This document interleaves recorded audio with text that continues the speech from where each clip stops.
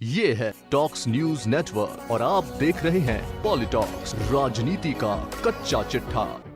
महाराष्ट्र की सियासत में लंबे समय से ये एक सवाल है कि क्या एनसीपी प्रमुख व राज्य के डिप्टी सीएम अजित पवार और मुख्यमंत्री देवेंद्र फडणवीस से मतभेद चल रहे हैं या फिर एनसीपी सुप्रीमो महायुति से अलग राह अपनाने की तैयारी कर रहे हैं।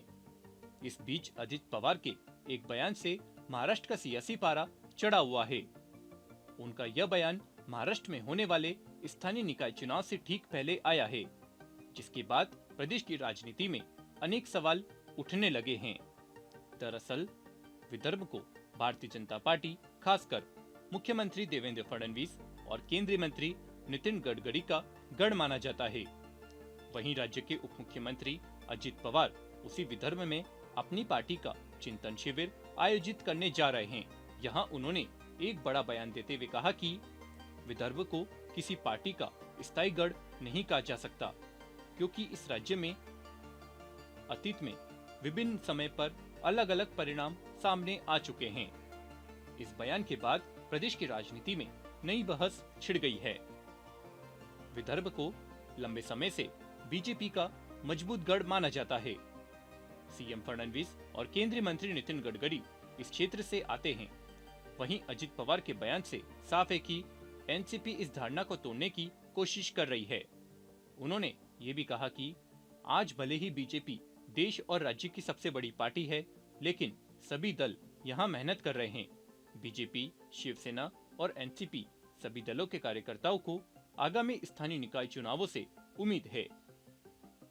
तो वहीं एनसीपी के विदर्भ से संगठनात्मक मंथन की शुरुआत करने के फैसले ने राजनीतिक हलकों में सवाल खड़े कर दिए हैं।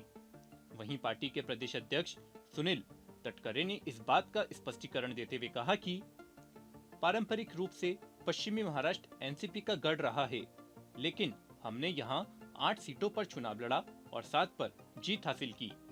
हमारी स्ट्राइक रेट 90% रही।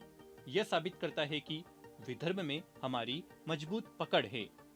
अब महाराष्ट्र के सियासी गलियारों में राजनीतिक पंडितों का मानना है कि अजित पवार और सुनील तटकरे का संदेश साफ है कि एनसीपी सिर्फ पश्चिमी महाराष्ट्र की पार्टी नहीं, बल्कि विदर्भ में भी अपने विस्तार का दावा कर रही है। यह रुख एनसीपी को महायुति में सीट बंटवारे की बातचीत में अपनी स्थिति मजबूत करने में मदद कर सकता है।